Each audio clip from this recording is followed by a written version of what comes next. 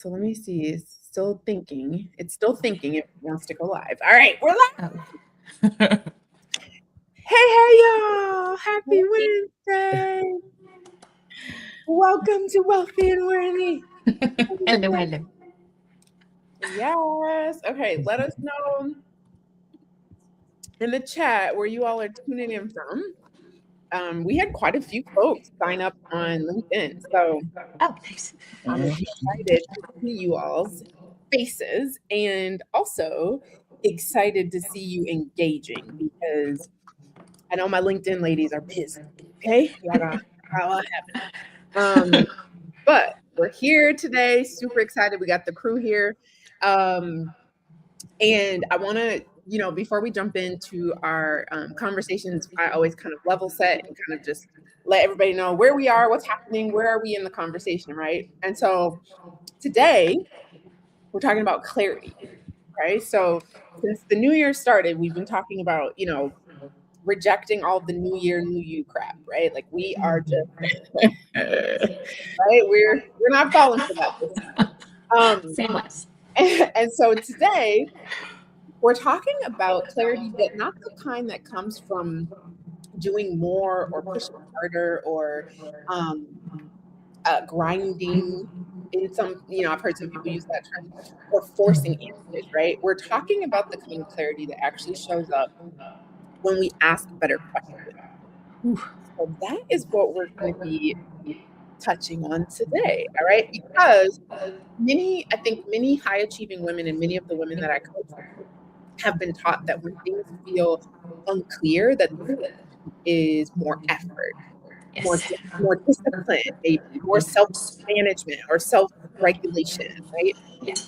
We're always, I think, eager as well to look inward to figure out, like, why is this not working the way that I want it to be? And so this conversation really invites you to think a little bit differently about it, and that the issue may not be effort at all. It actually may be that you're trying to solve a new level or a next level problem with an outdated question. Okay. Okay? I'm gonna just pause and let that sink in. Okay, so the problem may not be your effort. The problem may be that you have a next level or new level problem that requires you to ask yourself new questions and to be honest about the answer. Right? That's what we're doing today. Okay, so take a deep breath, not because anything's wrong, but because it might be a lot, okay? It might be a lot. It's new awareness, right? Can sometimes be really overwhelming for folks. And so we want to invite you into this space to just breathe and be present, all right? So we're going to jump into the conversation today. And we also got a few questions from you all, the viewers. And so we're going to go through some of those today too. So drop us some questions in the chat if you're here live and you actually have questions that you want us to talk about or pose to the broader audience. We're happy to do that. Okay. So let me get my questions up because I saved them. Very Um, nice. Very nice. okay. So, this is a good one. Okay. So the first question is, when clarity feels elusive, what is usually happening just beneath the surface? Resistance. Say that one more time. Resistance. Let's talk about it. Resistance. Yeah. I mean, my experience is, yes. I mean, just this is not a call out. This is a call in, right? Love that. Come to the Yes. couch. Yes. Generally speaking, when clarity feels elusive, it tends to be because there is resistance. Oftentimes, when we're sitting down and we're asking ourselves clarity questions, like Dr. Tiana has said, we have to be willing to interface with the answers. And sometimes when the answers or the truths that exist become truths that they aren't as objective as we would like. So they don't have the level of concrete and finite and direct that we would want. They actually require us to look inward at our utmost desires and to look into our intuition, things that feel for a lot of people because they're used to being disconnected from those things, uncertain. We don't want to look at them. We don't want to hear those truths because they're not yes or no, and they're not they haven't come directly in as a download, that I know specifically came from whatever source I believe in. And so I'm not accepting of them. So resistance sometimes is why clarity is elusive. Okay, y'all. What y'all think about that? What's coming up now? Okay, what's coming up, right? Is there resistance, right? Ask yourself honestly, are there parts of this new truth or reality that you're resisting and you aren't ready to face or sit with, right? And that's super important because when we resist the truth, we suffer. And that's in every scenario. So be thinking about that. Okay. I feel like that was a heavy intro. Woo, well, I feel like I have another part to that I can add also. Let's do it. Because when clarity comes and I say I've been waiting on clarity to move, and I don't want to move because I'm afraid to move, because it's hard. It's going to cost me to move, right? Because it's going to shift things if I move, and might move people who I love dearly, I care about dearly, out of my space. I'm going to choose confusion, because at least with confusion, I don't have to do what I said I was going to do, which is move, right? Yikes. 2026. If we're going to tell it, we might as well tell it all, right? I mean, we telling it. All right. We're here. Then I live safely in confusion. In confusion. Yes. Okay. Safely and comfortably. Because it's what I know. Yes. Because it is what I know. It's what I know, and it's where I'm safe, where I feel like I'm safe. Yeah. Okay. So there's okay. Okay. Yeah. Okay. So there's the resistance of truth that's happening.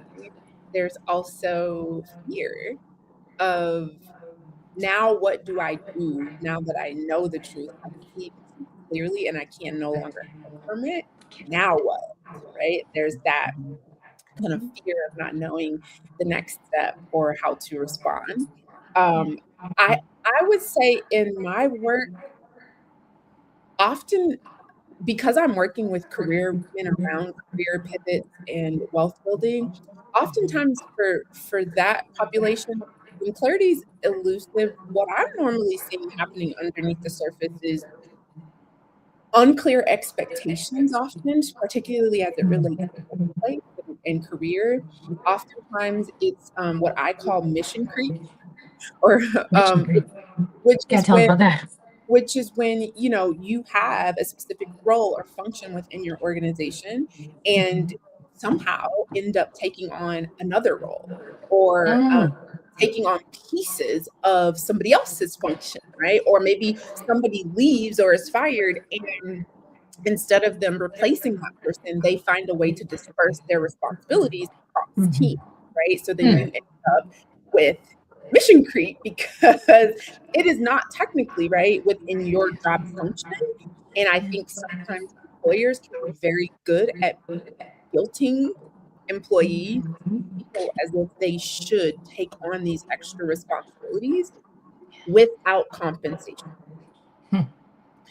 So I see that happen a lot more than I would care to, even talk about. But that causes a lot of overload. That causes a lot of confusion and ambiguity of like, well, I like my job, but maybe I don't, right? Like maybe I don't like it. I don't love it as much as I thought I loved it, right? And sometimes the clarity is not, the lack of clarity doesn't come because you don't like the job. It comes because there are other people kind of infringing upon your function and the level of effort that you're being compensated for. That can be often a really big thing that happens under the surface. For sure. I think mine is in alignment with what Jeannie was saying, but I'm about to take y'all to church a little bit this morning for this early afternoon. So in my devotion this morning, as I was praying, talking to God, doing my daily devotion, I am doing the Bible in a year, right? And so I'm still in Genesis. Genesis is pretty deep. But I'm on a part where Jacob is preparing to see his brother Esau, right? And he's very afraid and he's been avoiding it, right? And so, kind of like in alignment with what we're talking about, like avoiding clarity, because once clarity comes, we have to act, and it Yeah. requires us to be brave and diligent in our path or whatever. And so, what ends up happening is Jacob is wrestling with God, pretty much, and not wrestling in a physical sense, but wrestling like we wrestle, like emotionally, fearfully, and all Yeah. those things. And so when you asked that question, my mind automatically went to my devotion this morning, because it's exactly what they were talking about. He's talking about, right? And so what ends up happening though, in the end, when he finally meets Esau, the interaction is nothing like what he feared, right? Mm. And so what that showed me in my devotion is that I'm allowed to observe without insecurity. I don't need to overperform in order to belong. Um, what else? I don't need to judge myself in real time. Like, I think a lot of times we judge ourselves and we're so hard on ourselves to be Mm. this perfect thing. And it's like, yes, clarity is a great thing, but sometimes God does not give clarity until you've taken some steps in a certain direction, right? And Yeah. so, not being so hard on ourselves that we have to have everything figured out all the time, but also diligently seeking information and God, for me, and I know for you ladies, so that we're not like constantly in this fearful state and Mhm. just stagnant.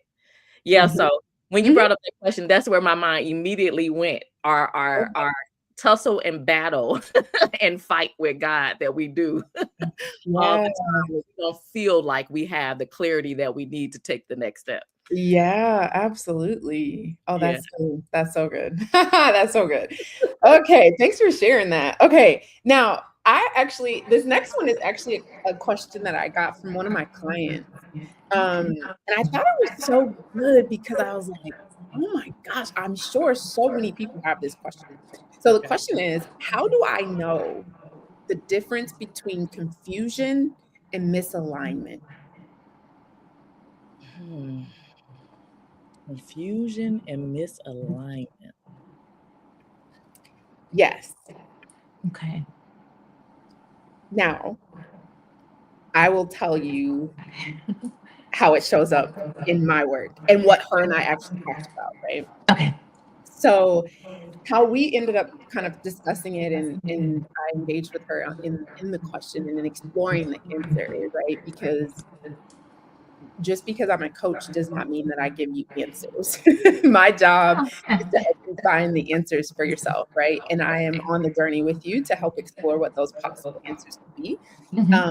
So the conversation that we had was really just around like first defining what area there was a lack of clarity that she felt. Where Yeah. was it? Right. And with her, it was related to work. Okay. And so we were, just discussing it. And I think what we landed on was in this scenario, right? There's a difference between being unclear because you don't have the competencies or the skill set to perform a job Mhm. Mhm. versus being misaligned. And when I say misaligned, I'm saying where you're in a situation and you have frustration, Mm. Mhm. right? Mhm. And for her, there was frustration in her 9 to 5 job because she really wanted to write and be a Okay. writer. And the job that she currently had was not being a writer.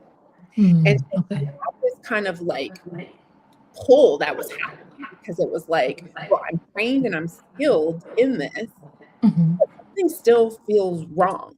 If it still feels off, right? And so she called that confusion, right? She's like, I'm just unsure. Like, I don't know, if this is the job. I don't know if whatever. And yeah, it came down to the fact of like, oh, you actually are very good in this job. You're very skilled. You've upskilled and developed competency, but this is not what you really want to be doing. This is not at the heart, right, of what brings you energy, what makes you excited to show up and add value. And Mhm. so that is what we determined was the misalignment, right? When you're doing things that completely go against who you are authentically and what you desire, there is going to be frustration. There's going to be a lack of clarity. There's going to be, right? You're going to feel confused, like you're in a fog. And it's not a bad thing. I think it actually invites a moment of reflection and a moment of um, seeking support, right? To find your answer to what is coming up for you, right? So those feelings, right, they don't get to dictate what we do, but they Mhm. do inform, right, the strategy. And so I think it's an invitation to get curious about what's coming up for you. If you do feel like you're in a place where you're like, man, I just don't have clarity. I don't feel clear about the thing, right? So that is how it shows up for me and how it showed up for my clients recently. So what was the two words? Was it confusion Confusion. and How, misalignment? yep, How do you how know do the I tell difference? the difference between being confused or being misaligned? So I liken it to confusion is more mental for me, and misalignment is more internal. So like Hmm. confusion, like if I have too many thoughts going on, too many opinions, too many options, too many voices and input, right? And I'm overthinking, I'm second guessing, I am again beating myself up, like all of those things, like Yeah. feel like it's mentally noisy, right? Mhm. And then I feel like misalignment is more internal, like I feel it deeply, like there's this persistent like discomfort within me that just will not leave. Mm. And it's like, whoa, whoa, whoa, wait a minute, perk up, wake up. It's not right. It's not in alignment with your purpose, with your goals, with your morals, with your, and I feel like I'm always needing more clarity and that won't go away. And so I just feel like there's a difference. Like misalignment is just much deeper than the confusion for me. I What? got you. Okay, so there's layers to it for you. Right. Yeah. I think I'd have to distill it like definition wise for me. It just makes it, I'm a little bit more cerebral at Yep. times. Mhm.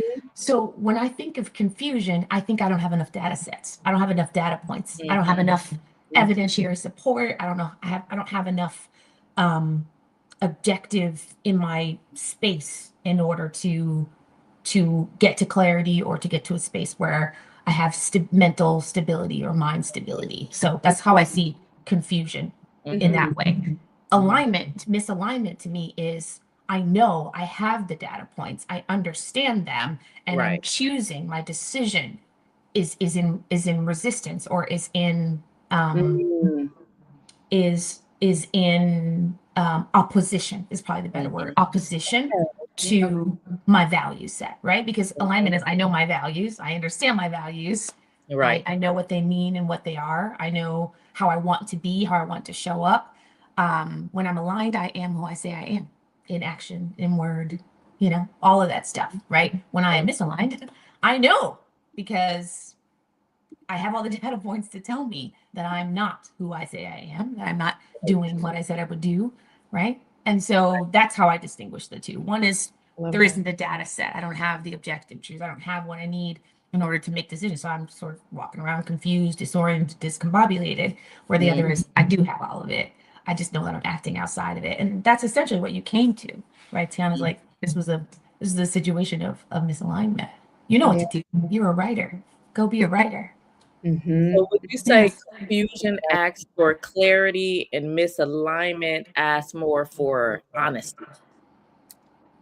I I absolutely would say that. I I think that's I think absolutely. yeah. I think it's a little that's a call in for sure. I know. But it's like It is a yeah, calling, yeah. confusion definitely asks for clarity and Yeah. misalignment for me. Yeah, it does. It is a calling of honesty, but it's also a calling of guided intentional action. There's an intentionality Mm, to mhm. um, alignment, right? So yeah, I'm with you there. I like that. Oh, that was good. That was a Yeah. beautiful That was, synopsis. look, come on, girls, ladies, do it. Okay. Let her cook. Let her cook. Okay. Yes. Oh my goodness. Okay, let's see. The next question is, what questions should women be asking instead of, oh my gosh, what is wrong with me? Oh, anything other than that? That was And I'm uh, saying this, right? like a Because visceral response to that. sometimes Yeah, we may not sure. say it out loud, Absolutely. but we may be thinking it. Mm-hmm. Right? Like Mm-hmm. I'm totally guilty of that. Like if like something happened, actually something actually happened recently. I like bought a launch Oh. and I, have a team to help me with those things. And for some reason I thought I could do it myself.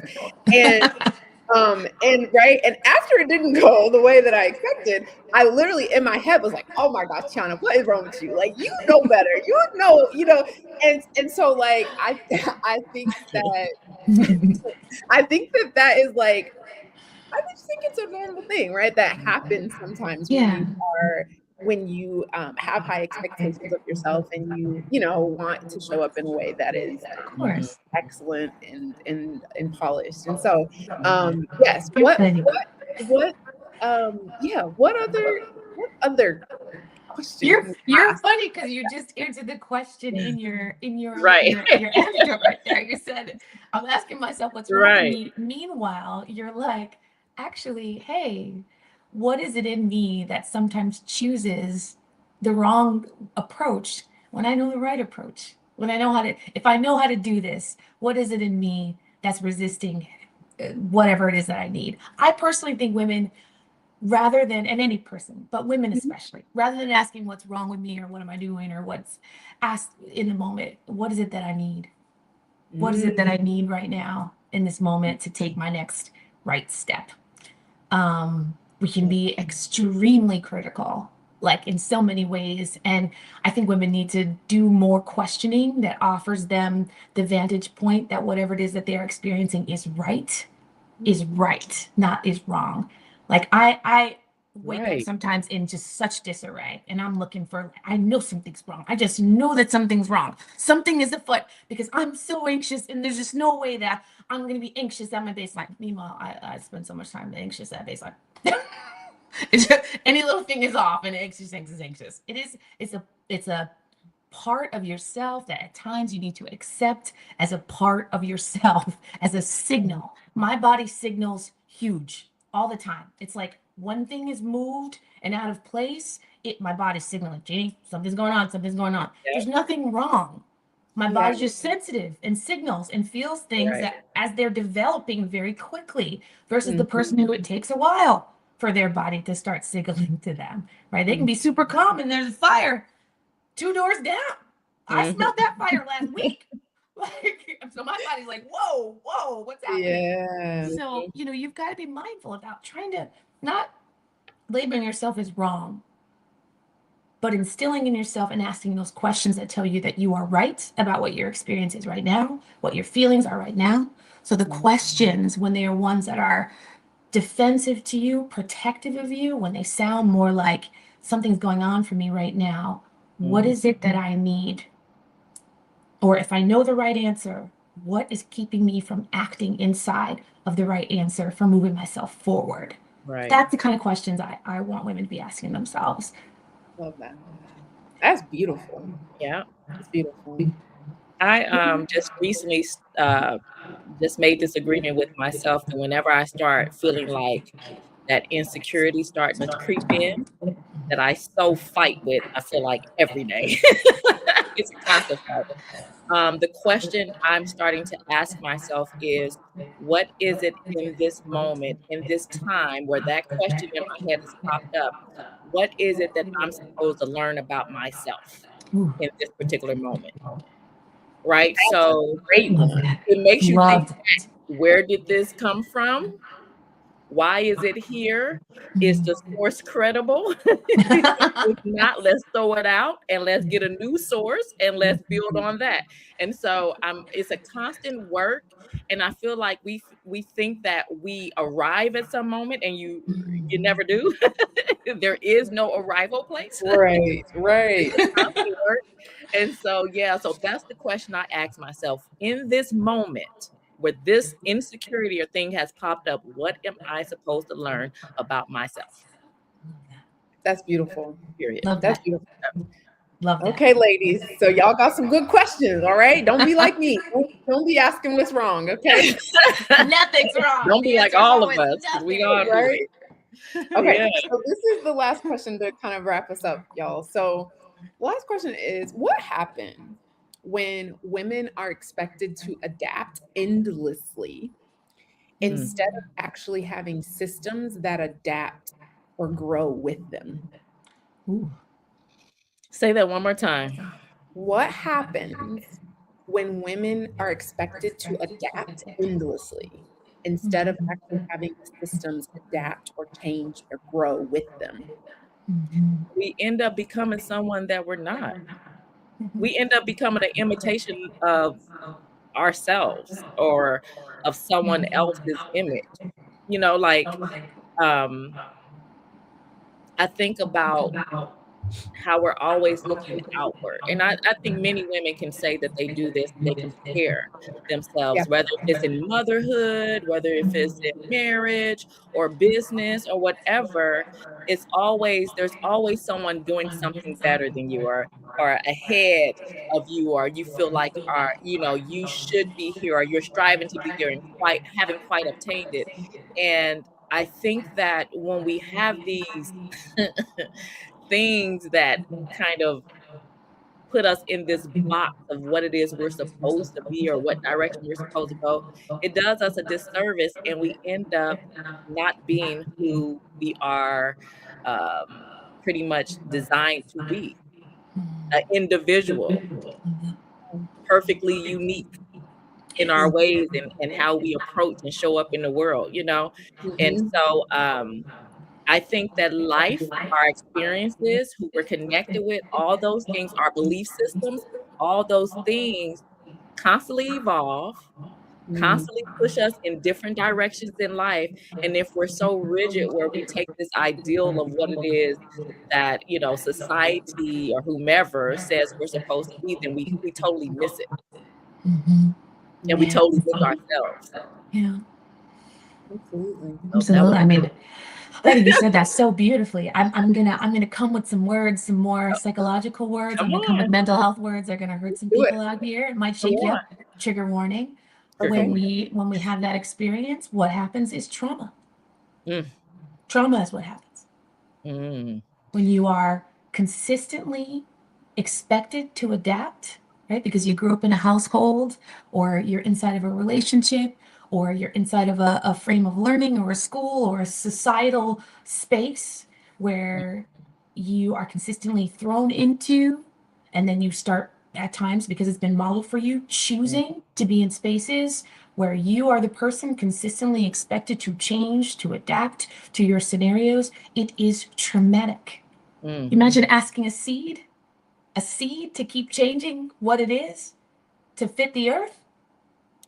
Trauma Ooh, is what that was happens. so good. Hypervigilance is what happens. Pain is what happens. Mhm, Resentment is what happens. And mhm, absolutely, what Talana said you said it so eloquently and so beautifully.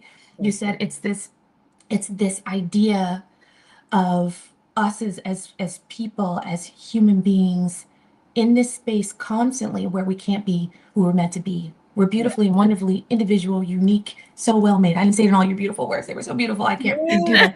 But absolutely, we cannot be that. We cannot. And our Mhm. gifts and all of our loveliness and our light that's supposed to shine in a specific kind of way, it just it takes a while. You first have to like come back to that. You imagine like you spend all your life weaving around like who actually and all you were made to be, that you had everything you needed because you were born the seed, and the seed has everything it needs. An apple tree is gonna be an apple tree. Whether it Yeah, blooms or it doesn't, it's an apple tree. you're You right. Yep. know? So it's Yep. gonna be that. Imagine you spend your life wandering away from that, and then you got to come back to it, back to center first, and then bloom. Yes. So Mhm. so Jeannie, so when you say that, it makes me think and ponder on all the traumatic moments in my life, right? And when I think back on my traumatic moments, I realize that within that circle of that trauma, it was always somebody else's ideals, someone else's opinions Mhm. surrounding it. It was Yep. never like me in my purpose. Yes. Yeah. So And that's that the is so danger. good. That's the greatest danger of trauma, Yes, is that it's yes. pushing you outside of, like, and it's the opportunity, right? We don't necessarily, and Mhm, this is how I've come to learn it now that I'm older and I can look on upon it, right? But as a child, you can't look on upon it. You right. think the resistance that I'm experiencing from people, the hurt that I'm experiencing people, the life that I'm in right now is because they don't love me, they don't want me as I am is not correct. Who I am isn't it.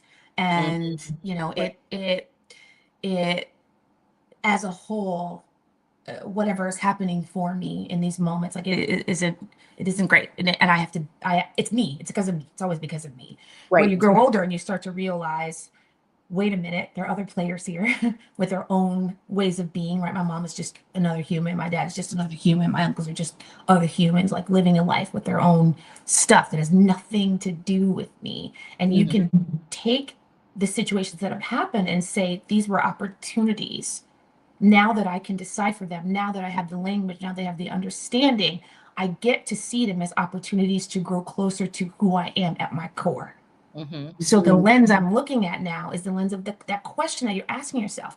What in this moment am I learning about me from what I experienced, how I experienced it, what my eyes at that young age did versus what my eyes at the teenage years did versus what my eyes as an adult is doing now. What am I learning about who core Jeannie is? mhm. And then feeding that, fueling that. And that's the bloom. It's tough because, like, trauma can stifle you, but it can also bloom you when you interpret it well and you Yeah, understand what's at your center, you yeah. know? So Absolutely. good, Yeah. Yeah, good. absolutely. And I think for those who are experiencing the trauma, we're gonna put language to it, of constantly having to adapt in a work scenario, Mhm. that is, I think, something that we don't discuss enough actually. Of, how do we, sorry guys, No, take your time. It's okay. I'm We're human. recording in a hotel room and they're calling me for some reason. Traveling for business, work. Um, yeah, I'm working, okay. But but I think when I see that, right, that constant adapting and the systems are not adapting for you or growing with you, Mhm, that is when, honestly, that's when women come to work with me, right? It's that inflection point of like, I am tired of being a chameleon because they keep throwing these challenges at me and expecting me to walk this tightrope while mhm, juggling all of these things, right? It's the invisible labor, like I mentioned earlier, of adding more work to my assignment that does not belong to me actually, and not wanting to compensate, right? It's the constant um disengagement, right? Where mhm, you're constantly feeling like you don't belong. And there are these messages that are sent. And so for me, when I'm working with clients, and even for myself in my own personal experience, when I realized that I was in a job that I had to consistently shape shift for, mhm. Mhm. I realized that wasn't my job. Mhm. Just gonna pause and let that sink for a second, okay? Because I think we sometimes attach our identities to our jobs, and we believe that we cannot express our genius and the fullness of who we are if we are outside of that job, whatever that job is. But one of the best parts of my work in coaching women is being able to teach, specifically because I'm a PhD, other Mhm. PhDs that you can still flourish outside of academia. You don't have to stay in academia because you have a doctorate and because you have done it or used to do it or whatever, right? Like, Right. there are still ways you can create systems that support you, and you can just accept the truth that those systems, particularly the ivory towers, are not meant or intended. They have no intention on shaping or shape shifting to accommodate your needs. Like that's Yeah. just how they're established, right? And so again, Right. this is the truth. You suffer, and the truth of it is it's very exploitive. And that is just my experience. That is many experiences of my colleagues of color who work in academia. That is just what it is, right? And so for me, it was a choice of like, I'm not going to sit here and stress myself out over a system that has no intentions on shaping around what I need, right? So I'm going to do it for myself because this no longer works, right? No judgment, but a clear assessment of what is actually happening and who is doing all of the adapting. Right. And if Whew. it ends up being you, then you might need to do a little more inventory. And that can be true in any scenario, not just your job. If you are Yes. the only one always adapting in your relationships, in your romantic, whatever, like pause and ask for this, okay? Right. Because it's just a signal to you, right? That it's not working. Yeah. And if you continue to expose yourself to it, as Jeannie mentioned, it leads to trauma. Majorly. And okay, because I'm a researcher, right? We always have to define the thing, right? Yeah. When we talk about trauma, right? I know it's like a sexy word right now Good in word. Yeah. our current age and for our age demographic. Yeah. But for me, when I'm saying trauma, I'm talking about something that is TOO. It's too much, it's too long, it's too painful. Like it takes you outside of your capacity to cope. That is what I mean when I'm talking about trauma and when I say trauma. Now, me as a therapist, she can share the therapeutic definition, Absolutely. Because but she has it. We got but it. that is my personal Absolutely. definition of Mhm. trauma. And anything that does that for me, like puts me outside of my capacity to cope, Right. has to be eliminated. Absolutely. Sometimes it stretches you, yes, and that's a good thing. But chronic stress, let me be very clear. Chronic stress is not to be managed. It is to be eliminated. Come Period. on. Yes. It's Say not that. to be managed. So if you're experiencing it, just cut the games. Like we're Can not you managed. define the difference between stress that's just here for a moment and chronic stress? Absolutely. Just so they I'll know the give you difference. my example, okay? So when I decided to leave my job, okay, Yeah. um, regular stress, right? The day-to-day stress was like if a deadline was approaching for a project, right? And my team was just, Dr. Rogers, we need help. We need to make sure it's right. That was like an intermittent, right? It lasts maybe a week, maybe a couple weeks at most, right? Abbreviated. Mhm. Yeah, it's very truncated. You have a beginning and an end. Clearly you can see it, right? Chronic stress in that specific role for me was having a CEO that did not care about people Mm. Mhm. and left us completely out to dry. Mhm. People Mhm. were, just behaving unkind, and just not standing up and Yeah. not standing for anything really, right? Like Mhm. not Yeah. necessarily defending the staff, but just not having a moral compass of like this is how we operate as an organization and this is how we don't operate. Um, It's and so when that happened, I thought, nobody's got my back.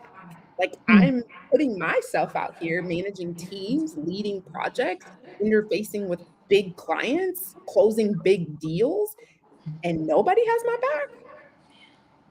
If that's the case, then I might as well do this on my own and really have no one have my back but me. Like, right? Like that I mean, For real.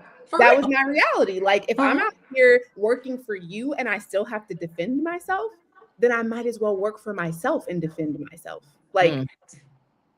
that's pretty much how I reconciled that, right? But that was chronic stress because every single time I went into a scenario, I did not know what to expect. And I always had to have my head on a swivel for how to manage the problems that would come up because the people Right. who were getting paid to solve those problems were not showing up.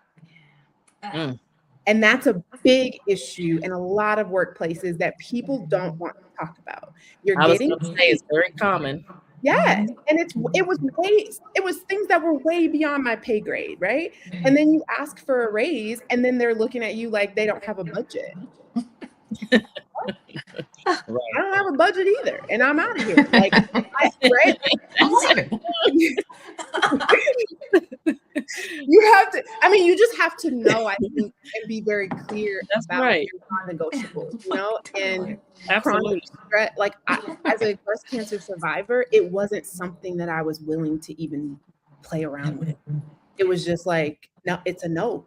It's a no, dog. Like, I'm just not gonna do it.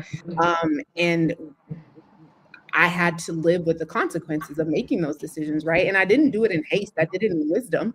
You know, I used wisdom to strategically leave academia, but there's still things about, you know, those scenarios in a workplace that slowly kill you. Yeah. Ooh. There's no real Figuratively and literally. Yes. Yeah. Mhm. Yes. Absolutely. Let's be Mhm. clear. And then when you die, they'll They replace post your you. job before your funeral. Mhm. So make sure that you're very clear if you're going to deal with it, right? Like, that's Yeah. just the reality of how capitalism works. Like, Absolutely. that is the world that we live in, being in America, right? We are a capitalist society, and so those things, profit over people, is always going to be something that we have to contend with. Absolutely. But And push our especially as Black women, we have to figure out how we can engage and if we want to engage. Exactly. And certainly, I think Yeah. also be mindful about doing the work so that we're not perpetuating the same. So that when we see people, we're not just looking for numbers. Yes, we are looking for compensation, but we are also looking at people and understanding, hey, we could never match your value, but I can get you what you need to live, and I can get you what you need to thrive. And I'm looking to match that because you're not just a cog in a wheel to I me. love that. I Yeah. always tell my staff that, right? I can never pay you what you're worth, but I can pay you what's worth your time, right? And that is how I pay my teams. I pay my teams well intentionally because that matters, and you demonstrate value in things that you invest in, and your money is one of the biggest things you do to show that. So, Amen. That yeah. money, time, knowledge, boy. Money, time. Come on, yeah. Anything you put that into, is it worth it or isn't it? Okay, Right. Penny. Good Okay, stuff. let's see, Penny. I see you, Penny girl. Let me put you on the thing so we can. We was supposed to wrap up, but she shared something. Okay, so she said, literally, I was an HR manager passed due to a car accident. He was driving in frosty weather trying to get to work, and before his funeral, I was asked to post his position. Come on, Penny, say it ain't so.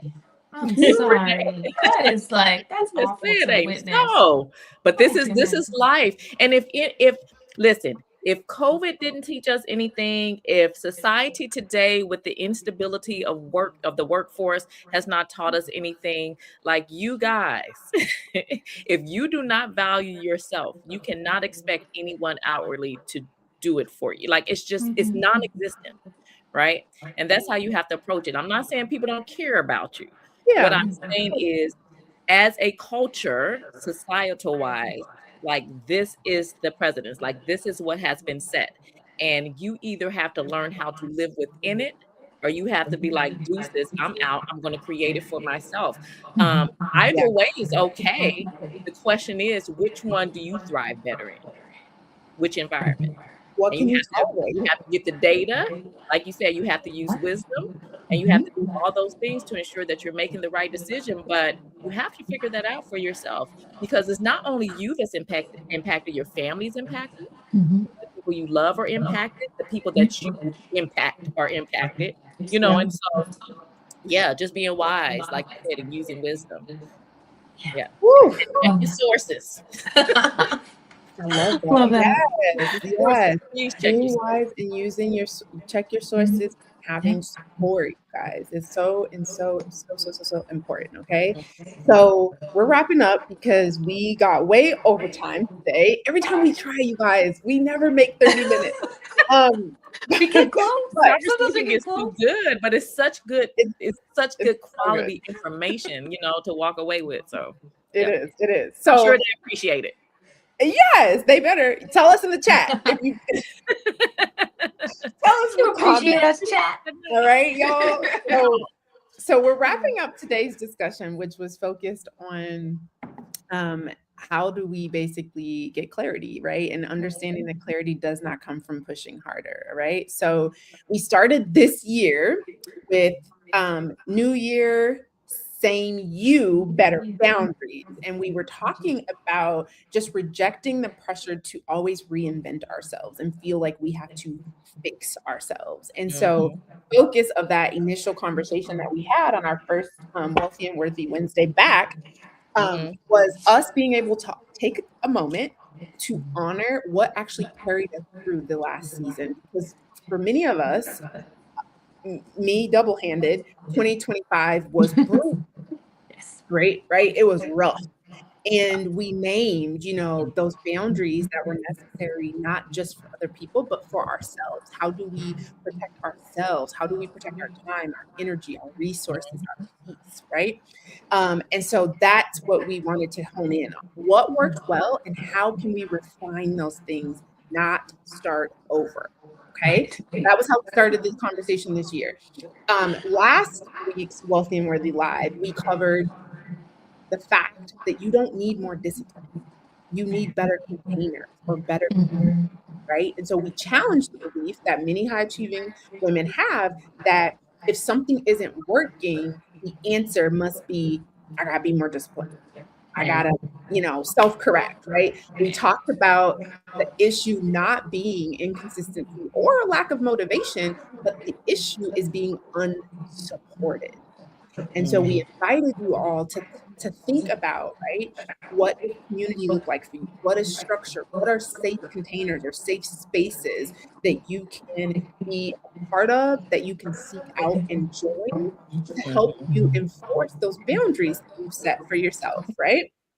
And then this week, we kind of continued the conversation where we said, okay, now that I have the clarity, right? I need to ask some better questions of myself, right? What else do I need to be considering? What other information, as Jeannie said, what other data, right? And so we wanted to be able to have you have a space and a time to be able to reflect on those things without being self-critical or self-blaming, right?